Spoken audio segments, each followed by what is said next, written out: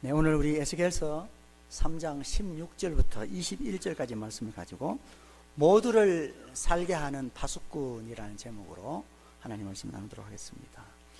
파수꾼, 망을 보는 사람이죠. 이 파수꾼의 임무는 적의 출현이나 또 적이 접근하는지를 지켜보다가 즉시 이제 성 안에 있는 사람들에게 경고하는 것이죠. 파수꾼이 그의 임무를 어떻게 하느냐 하는 것은 많은 사람의 생명을 살리고 죽이는 문제입니다. 그런데 파수꾼이 적이 오는 것을 보고 도망하거나 숨어버린다면 자기 자신은 살 수 있을지 모르지만 많은 사람을 죽게 만드는 살인자가 되는 것이죠. 그는 단순히 말하지 않은 것이 아니고 사람들을 죽인 것입니다. 그러나 파수꾼이 적이 오는 것을 보고 신속하게 알린다면 수많은 사람을 살릴 수 있습니다. 역시 그는 단순히 말을 한 것이 아니고 수많은 사람의 생명을 살린 것입니다. 오늘 말씀은요, 적의 침략으로 멸망의 위기에 놓여 있는 이스라엘의 참담한 역사 배경에서 하나님의 말씀을 깨달았던 선지자 에스겔에게 주신 말씀입니다.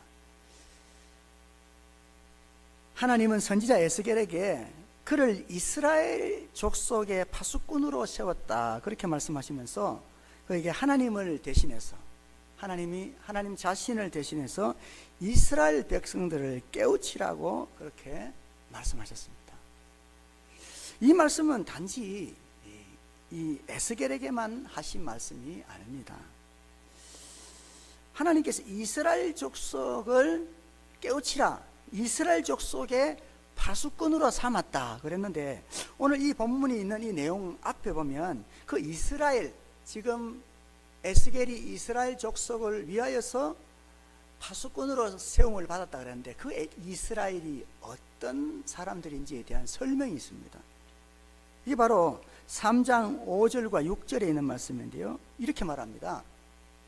너를, 그러니까 지금 이 에스겔에게 하는 말이죠. 에스겔아, 너를 언어가 다르거나 말이 어려운 백성에게 보내는 것이 아니요. 그러니까 말이 어려운 백성이나 언어가 다른 사람들에게 보내는 것이 아니요, 이스라엘 족속에게 보내는 것이라. 그러니까 오늘 하나님께서 이 에스겔을 이스라엘 족속을 위한 파수꾼으로 세웠다. 또 이스라엘을 하나님을 대신해서 깨우치라라고 말할 때 그 이스라엘은 어떤 사람이라고요? 언어가 다르거나 말이 어려운 백성이 아닌, 그러니까 말이 서로 잘 통하는 그 사람들에게 보내었다, 그 말입니다. 그러니까 다시 말하면 이 말씀은 단지 에스겔에게만 하시는 말씀이 아니라 먼저 하나님의 자녀가 된 우리에게, 우리가 속한 사회에 복음을 전할 것과 또 우리가 속한 교회에 하나님의 은혜를 깨우치는 그런 파수꾼이 되어야 한다고 이렇게 말씀을 하고 있는 것입니다. 세상에는 악을 행하는 많은 사람들이 있습니다. 어쩌면 그 악인 중에 우리도 속할지 모릅니다. 하나님은 악인을 향해서 어떤 마음을 가지고 계실까요? 또 하나님은 옳은 길, 선한 삶을 살다가 그 선한 삶에서 떠난 사람들을 어떻게 생각하실까요? 또 하나님은 죄와 어둠에서 구원하신 백성이 어떻게 살기를 원하고 계실까요? 우리는요, 하나님의 은혜로 우리가 살게 되었다는 것만으로 스스로를 만족하는 그런 그리스도인이 아니라 모두를 살게 하는 파수꾼이 되어야 합니다. 왜냐하면 주님이 우리를 부르시는 목적이 사람을 낚는 어부가 되게 하기 위함이기 때문입니다. 그러면 우리는 어떻게 모두를 살게 하는 파수꾼이 될 수 있을까요? 오늘 본문 말씀이 바로 우리가 모두를 살게 하는 파수꾼이 되게 하기 위해서 주시는 말씀입니다. 먼저 우리 같이 한번 따라해 볼까요? 하나님의 말씀을 듣고 복음으로 잘 무장해야 합니다. 우리가 하나님을 믿게 된 것은 참으로 큰 은혜이지요. 세상에는 우리보다 선하고 훌륭하고 또 귀하게 여겨지는 사람들 중에 아직 주님을 알지 못하는 사람들이 많이 있습니다. 그런데 그 많은 사람들, 훌륭하고 똑똑하고 잘난 사람들 가운데에서 우리가 예수님을 믿게 됐다는 것이 얼마나 큰 은혜인지 모르겠습니다. 하나님은요, 먼저 믿고 그렇게 은혜를 받아서 하나님의 자녀가 된 우리를 우리 사회와 우리 교회의 파수꾼으로 세우셨습니다. 그런데 하나님이 우리를 파수꾼으로 세우신 이유가 뭐냐 하면요, 부패하고 포악하여진 사회를 깨우치게 하기 위함입니다. 우리는 우리 일상의 삶 가운데에 하나님 보시기에 좋지 않은 모습들이 사실 쉬 나오지요. 어떤 노 신사가 멋지게 차려입었습니다. 아주 멋있게 입은 복장을 한 노 신사가 이제 자기가 살던 고향으로 가기 위해서 열차를 탔습니다. 근데 열차에 떡 타면서 그때만 해도 그 열차에는 좌석표가 따로 없을 때였는데 여행 가방을 자기 옆에 자리에다가 탁 얹고는 다른 사람이 타지 못하도록 이 가방을 얹어 놓았습니다. 잠시 후에 한 소년이 올라왔습니다. 그리고는 그 소년이 노 신사에게 말합니다. 제가 그 옆자리에 좀 앉아도 되겠습니까? 그렇게 말했더니 이 노 신사가 하는 말이, 이 자리는 친구의 자리니까 앉을 수 없습니다. 그렇게 이야기했습니다. 자기 혼자 편하게 가려고 그런 거죠. 그랬더니 그 소년이 하는 이야기가, 할아버지, 친구분 오실 때까지만 앉아 있을게요. 그리고는 이제 가방을 한쪽으로 이렇게 치우고 앉았습니다. 그리고 얼마 있다가 기차가 뿌 소리를 내고는 출발을 합니다. 그랬더니 갑자기 이 소년이 그 가방을 열차 밖으로 확 집어 던졌습니다. 노인이 놀래가지고는, 아니 얘 왜 그 가방을 바깥으로 던졌느냐 이렇게 말했습니다. 그랬더니 이 소년이 하는 말이, 아마도 친구분이 열차를 못 탔는 것 같은데 가방도 이렇게 잃어버리면 안 되잖아요. 그래서 제가 가방을 바깥으로 던졌습니다. 그렇게 이야기를 했습니다. 여러분, 사실 이게 그 노인의 이야기 같지만 어쩌면 우리의 삶 가운데에서 쉬 나오는 좋지 못한 모습일 수 있지 않겠습니까? 여러분, 인생을 망치는 방법을 아십니까? 인생을 성공하는 방법을 가르쳐야 되는데 그렇죠? 화단을 망치려면 어떻게 하면 될까요? 화단. 여러분이 이렇게 예쁜 꽃을 이렇게, 여기 강단에도 꽃을 이렇게 예쁘게 장식을 했는데 꽃을 예쁘게 화단에 가꾸는데 그 화단이 망가지게 하려면 어떻게 하면 될까요? 불을 붙이거나 안 그러면 계속 물을 갖다 쏟아 부으면은 아마도 화단이 망가질 겁니다. 그런데요, 그렇게 애쓰고 수고할 필요가 없어요. 사실은 어떻게 하면 돼요? 그냥 가만히 놔두면은 잡초가 나고, 그래서 결국은 화단이 망가지고 마는 것입니다. 여러분, 친구와의 우정을 망가뜨리는 방법을 가르쳐 드릴까요? 계속 망가지는 것만 이야기하네요. 그렇죠? 친구와의 우정을 망가뜨리려면 돌아다니면서 마냥 그냥 친구를 헐뜯고 자꾸 비방을 하십시오. 그러면 친구와의 관계가 망가질 겁니다. 근데요, 그렇게 애쓰면서 친구에게 비난하고 헐뜯을 필요가 없어요. 사실은 그냥 그 친구가 존재하지 않는 것처럼 그냥 내버려 두면 저절로 망가집니다. 저와 여러분의 인생을 망가뜨리는 방법, 어떻게 하면 우리 인생이 망가질까요? 법을 어기고 타락하고 건강을 상하게 하면은 우리 인생이 망가집니다. 그런데 그렇게 힘들어서 법을 어기려고 하지 않으셔도 되고요, 그냥 건강을 망치려고 하지 않으셔도 그냥 세상이 악하게 돌아가는 대로 그냥 편하게 있으면 저절로 인생이 망가집니다. 왜냐하면 사람은 이 좁은 문으로 가는 것이 아니라 넓고 편안한 길로 달려가기 때문에 가만히 있으면 망가집니다. 그러면 내 영혼을 망치는 방법은 뭘까요? 내 영혼을 망치는 방법, 하나님의 진리를 철저하게 반대하십시오. 그것도 쉽지 않겠죠. 하나님의 말씀을 반대하는 것. 그냥요 그렇게 어렵게 할 필요가 없습니다. 하나님이 안 계신 것처럼, 내 영혼은 아무것도 아닌 것처럼 그냥 내버려 두면 내 영혼은 망가집니다. 여러분, 참 쉬운 그 일을 행하시겠습니까? 아니면 좀 어렵고 힘들더라도 저와 여러분의 영혼이 다시 살아나기를 원하십니까? 살아나기 위해서, 꽃밭이 아름답게 단장되기 위해서는 우리가 수고하고 땀을 흘리지 않으면 안 된다는 것이 진리입니다. 하나님이 한 번은 세상을 홍수로 멸망시켰습니다. 저와 여러분이 너무 잘 알지 않습니까? 노아의 방주 사건 아니겠습니까? 그런데 하나님께서 왜 세상을 홍수로 심판하셨을까요? 그것은요, 창세기 6장 12절 13절 말씀에 보면 나오는 이렇게 말씀하십니다. 하나님이 보신즉 땅이 부패하였으니 이는 땅에서 모든 혈육 있는 자의 행위가 부패함이었더라. 하나님이 노아에게 이르시되 모든 혈육 있는 자의 포악함이 땅에 가득함으로 그 끝날이 내 앞에 이르렀으니 내가 그들을 땅과 함께 멸하리라. 부패하고 포악해진 것 때문이다, 이렇게 말합니다. 하나님이 이 부패하고 포악해진 세상을 향하여서 이제는 그 세상을 살리게 하기 위해서 우리를 파수꾼으로 세웠다, 그렇게 말씀하고 있는데요. 또 우리가 하나님께서 우리를 파수꾼으로 세우시는 이유가 무엇일까요? 부패하고 포악해진 사회를 위해서, 그 사회를 대하여 파수꾼이 되라고 우리를 세우셨을 뿐만 아니라, 하나님은 세상적인 가치관과 이단 사상의 위험에 노출되어 있는 교회를 깨우치게 하기 위해서 하나님은 저와 여러분을 파수꾼으로 세우기를 원하십니다.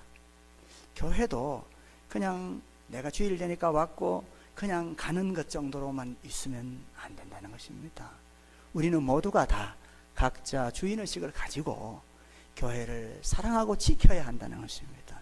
하나님은 우리 교회를 지키는 파수꾼으로 저와 여러분을 삼으셨습니다. 제가 전에 다니던 교회에, 한국에 있을 때의 교회인데요, 찬양 리더를 하던 청년이 있었는데 그 청년의 형이 이단에 빠졌습니다. 그 집은 아버님이 장로님이셨는데, 그렇게 장로님 가정에서 태어난 그런 신앙으로 어떻게 보면 신앙적인 분위기 속에서 자라났지만은 이단 사상에 빠지니까요 헤어날 수가 없더라고요. 그래서 자기 집안 재산을, 자기 집 재산을 다 팔아서 그 이단에다가 다 넘겨주고는 그냥 그 이단 집단 단체에 빠져서 있는 모습을 보았습니다. 얼마나 안타까운지 모릅니다. 아버님, 어머니가 이야기해주고 형제들이 아무리 얘기해줘도 깨닫지를 못하는 것을 보게 되었습니다. 바울은요, 자신이 가르치고 양육했던 교회를 떠나면서 그 교회의 장로들에게 이단 사상을 경계하라고 그렇게 주의를 주었습니다. 사도행전에 나오는 말씀인데요, 내가 떠난 후에 사나운 이리가 여러분에게 들어와서 그 양떼를 아끼지 아니하며, 또한 여러분 중에서도 제자들을 끌어 자기를 따르게 하려고 어그러진 말을 하는 사람들이 일어날 줄을 내가 아노라, 그렇게 말씀합니다. 여러분, 사실 이제 우리 교회 건물이 이단들이 사용하던 사실 건물이었습니다. 크리스찬 사이언스라고 여러분 혹시 들어보셨는지 모르겠는데, 이 크리스찬 사이언스는 심리적인 치료 방법을 도입해서 기독교를 하나의 과학으로 보려고 했던 그런 종교단체죠. 한국에서는 이런 크리스찬 사이언스들이 마인드 컨트롤이나 단전 수련, 그 다음에 최면요법, 이런 것들로 이렇게 보급되고 있다고 그렇게 말하고 있습니다. 그런데 그렇게 이단들이 사용하던 건물이 하나님이 기뻐하시는 교회 건물이 되고, 이제 교회가 점점 생기가 살아나고, 저와 여러분이 믿으면서 정말 하나님의 뜻 가운데 아름답게 할 수 있도록 바꾸어지고, 그리고 이 이웃 주민들이 얼마나 좋아하는지 모릅니다. 지나가면서 볼 때마다 정말 밝은 모습으로 교회가 아름답다라고 얘기하시기도 하시고, 또 사람들이 이렇게 오는 모습들을 보면서 참 좋았다고 말씀하시는 분들이 있습니다. 하나님은 이제 우리가 속하여 있는 이 교회 공동체를 아름답게 잘 지켜내기를 원하고 있습니다. 그래서 우리를 파수꾼으로 세웠다는 것입니다. 그런데 우리가 이 파수꾼의 역할을 잘 감당하려면 어떻게 해야 할까요?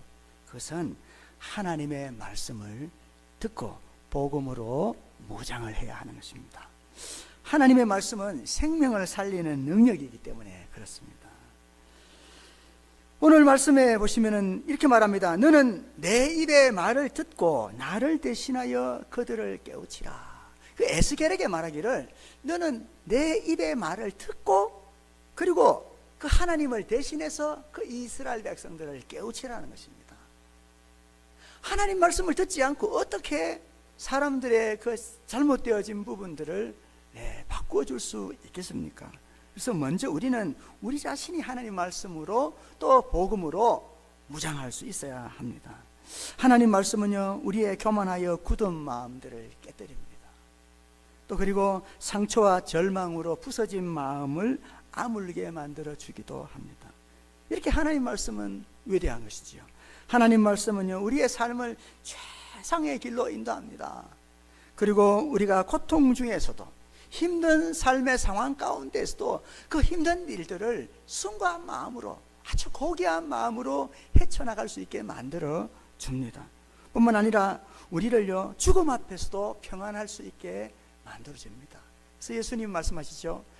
내가 너에게 평안을 주노라. 이 평안은 세상에 주는 것과 같지 않다.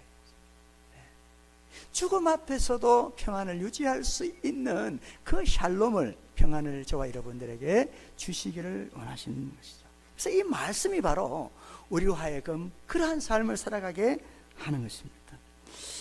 죽어가는 순간에 우리가 의지할 수 있는 책이 무엇이 있을까요?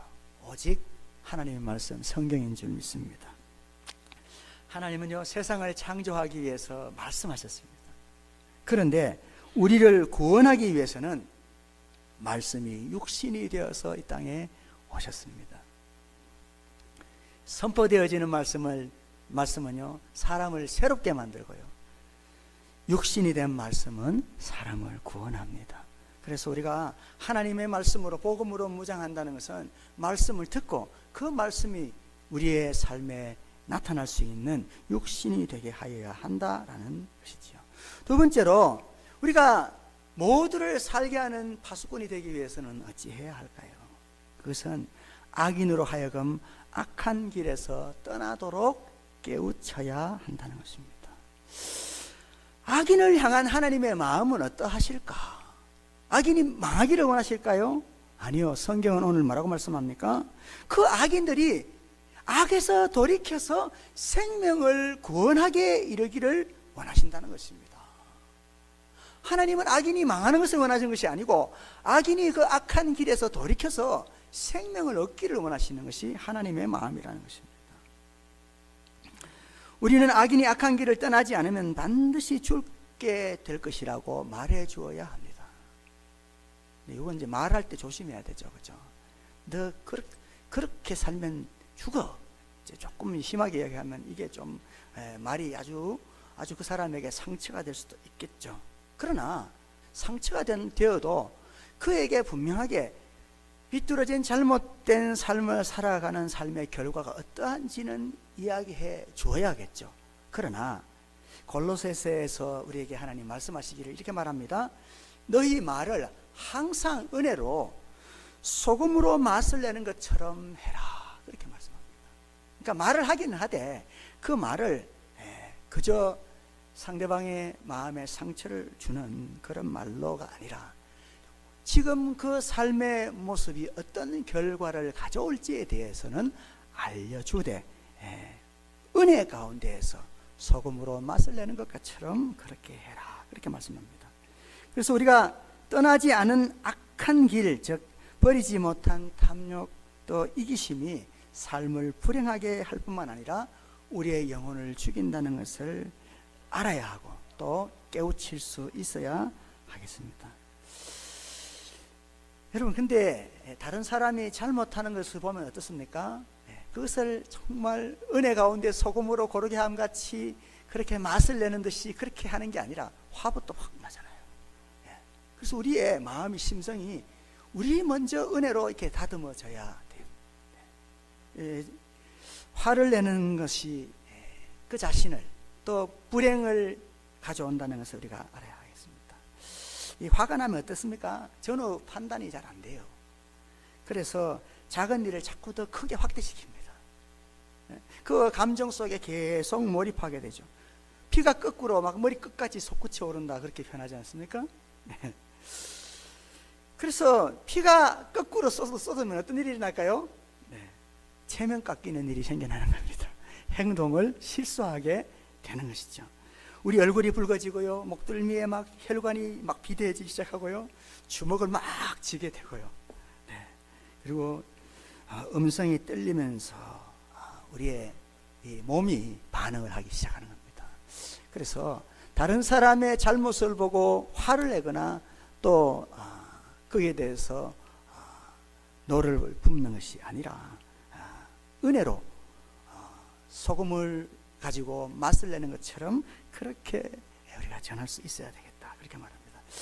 이 화를 내는 것은 화를 내는 사람 그 자신을 불행하게 만드는 것이죠. 그래서 하버드 대학교의 의대의 월터 캐논이라는 분이 그 화를 낼 때 인체의 변화에 대해서 이렇게 설명을 하는 것이 있는데요, 화를 내면 호흡이 깊어진답니다. 그리고 심장이 더 빨리 뛰게 되고요, 그 다음에 혈압이 높아지고요, 피가 위와 창자로부터 심장, 근육, 그리고 중추신경으로 옮겨간답니다. 그리고 소화작용이 멈춘답니다. 또 간에 비축되어 있던 당이 배출돼 버린답니다. 그래서 결국은 뭡니까? 자신의 건강을 해친다는 거죠. 그래서 우리 한국에는 보면 화병이라는 말이 있었어요. 화병. 화가 나면 엄청난 그 병이 자신을 죽게 만든다는 것이죠. 그러니까 악이라는 것은 결국은 자신을 망하게 하는 것이라는 것이죠. 그래서 이 악에 그대로 머물러 있으면은 죽게 된다는 것을 우리가 깨우칠 수 있어야 하겠다라는 것입니다. 만약 우리가 악인을 깨우치지 않으면 악인은 그의 죄악 가운데에서 죽을 것이지만은 그 악인의 죽음에 대한 책임을 하나님께서 우리에게 물으시겠다는 겁니다. 참 이게 아주 놀라운 말씀이고 아주 겁나는 말씀이죠.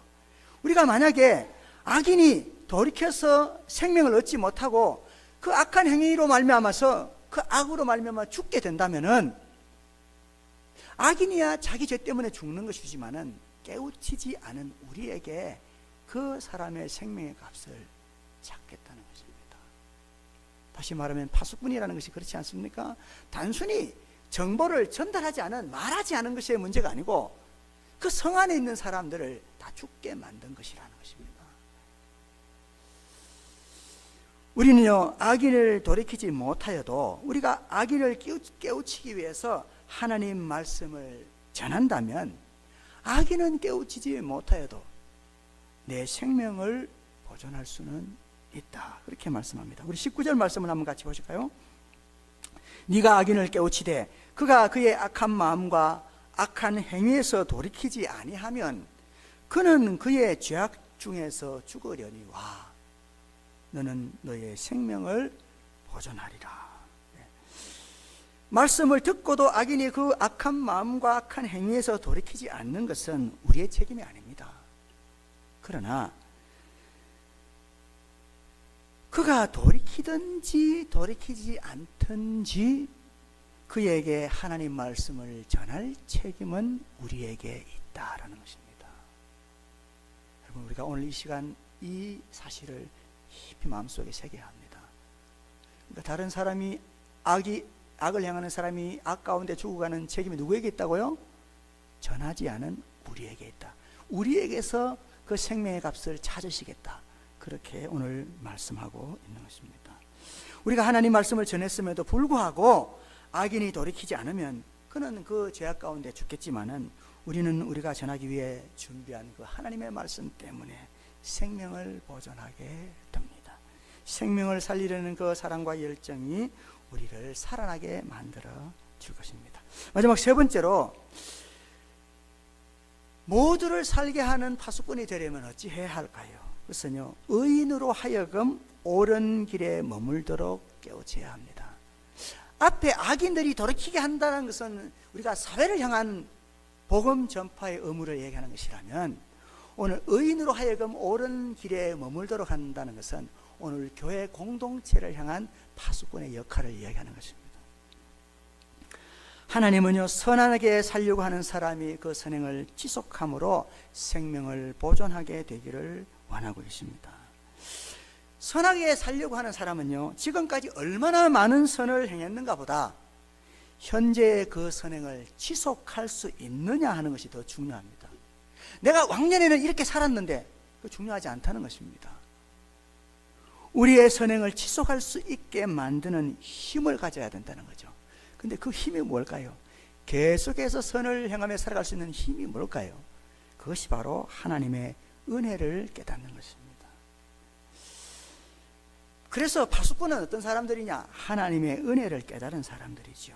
그래서 선을 행하는 사람들이 돌이켜서 악을 행하지 않도록 우리 파수꾼 된 사람, 하나님의 은혜를 먼저 깨달은 사람들이 부지런히 하나님의 은혜를 깨우치는 일을 해야 하겠습니다.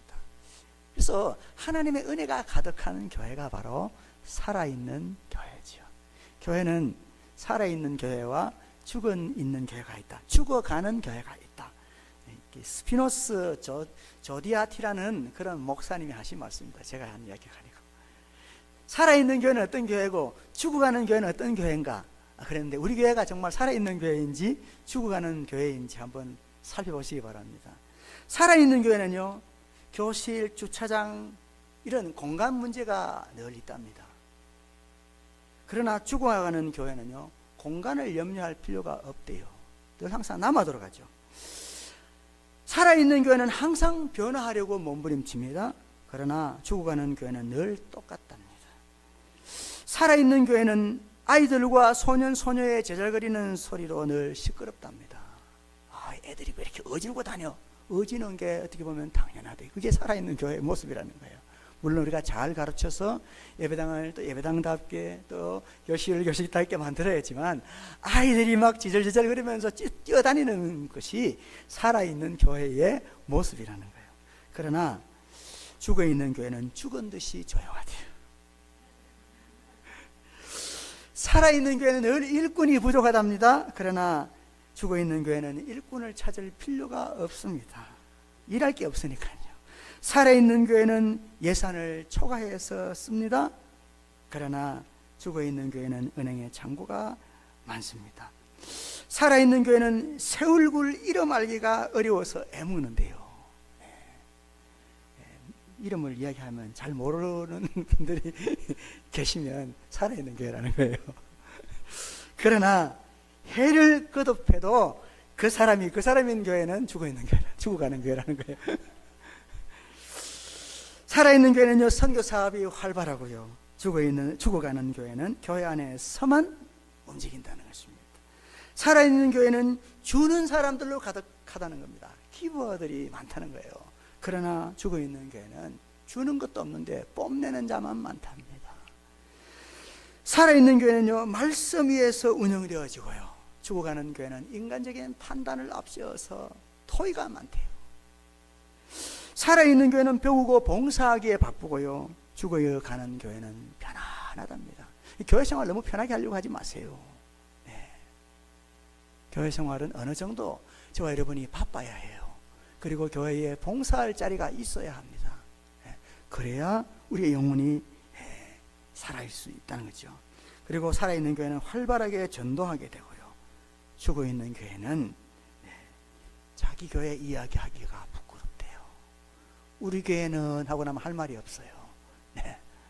저와 여러분이 섬기고 있는 우리 아리조나 장로교회가 정말 서로 하나님의 은혜를 자꾸 얘기하고 서로를 깨워서 살아있는 교회가 되게 해야 하지 않겠습니까? 이렇게 살아있는 교회, 그래서 그 은혜 때문에 지속적으로 선을 행하는 그런 교회가 되어질 때에 영원한 생명을 얻게 될 것이라는 것입니다. 21절 말씀 보겠습니다. 그러나 네가 그 의인을 깨우쳐 범죄하지 아니하게 함으로 그가 범죄하지 아니하면 정령 살리니. 범죄를 안 하려고 나 죄 안 지어야지, 죄 안 지어야지 그러면 죄를 안 짓는 게 아니라 죄 자꾸 얽매여요. 근데 내가 선을 행할 일이 바빠서 뭐 죄에 대해서 생각할 겨를이 없으면 돼요. 그러면 선을 따라 살아가게 되는 것이죠. 우리가 범죄하지 않을 수 있는 길은 바로 깨우침을 받는 것입니다. 어떤 깨우침이요? 내가 이렇게 살아가는 것이 다 하나님의 은혜 때문이라는 것을 깨우치는 것입니다. 이런 은혜가 우리 교회에 가득하기를 바라고 저와 여러분의 삶에 가득하기를 바랍니다.